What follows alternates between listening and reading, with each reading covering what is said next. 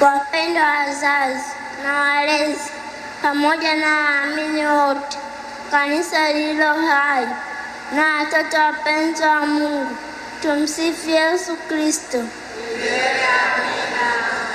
Karibuni msikie ujumbe huu wa thamani, si kama maneno ya kawaida yanayopita kama manyunyu ya mvua.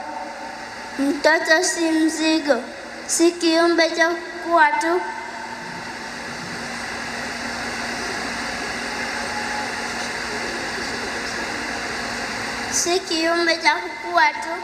bali ni zawadi kutoka kwa Mungu.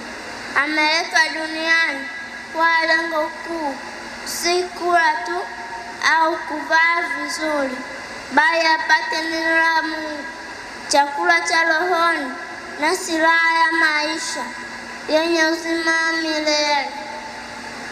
Kanisa ni shule ya hapa duniani, si jengo tu kwa ajili ya sala. Ni shamba la mbegu ya imani, panapolimwa kwa bidii na kusubiria mavuno. Hapa mtoto hufundishwa si kwa vitisho, bali kwa upendo wa Kristo na nuru ya maandiko. Wapendwa, tumpe mtoto Biblia kabla hajapewa simu. Tumpeleke kwenye takatifu kabla hajakalia mimbari ya dunia. Afundishwe sala kabla hajaonyeshwa katuni. Aimbe tezi na zaburi kabla hajazoea singeli na nyimbo. Wazazi, walimu na viongozi wa imani, tutembee pamoja, tusisahau wajibu huu wa milele. Tuzikumbatie roho changa, tuzilee kwa mafundisho, tusiziache zikalelewa na malezi ya mitaani, bali tuzielekeze kwa Mungu. Hapo ndipo tutajenga kanisa imara linalosafiri na baada ya taifa la watakatifu wa mbinguni. Kanisa isipomfundisha mtoto, dunia itafundisha kila aina ya hila pasipo huruma.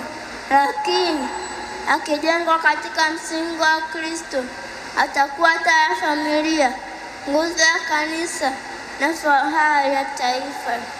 Tujenge kizazi kinachopenda neno la Mungu kuliko kinachopenda mitandao ya kijamii, kizazi kinachojua Injili kuliko vichekesho vya mtandaoni, watoto wenye mtu wa huruma kuliko tamaa ya umaarufu. Watoto wa kanisa si kwa jina tu, bali kwa moyo, kwa bidii na kwa matendo. Tuandae watoto kwa maisha ya milele, kwa neno la Mungu, silaha yao ya kweli, kwa kanisa la leo na kesha wokovu. Watoto si wasikilizaji, bali wajumbe wa habari njema. Mlee mtoto katika njia impasayo, naye hataiacha hata afikapo uzee. Misali sura 22 aya 6. Tuwe watendaji wa agizo hili litokalo kwa Mungu. Tumsifu Yesu Kristo.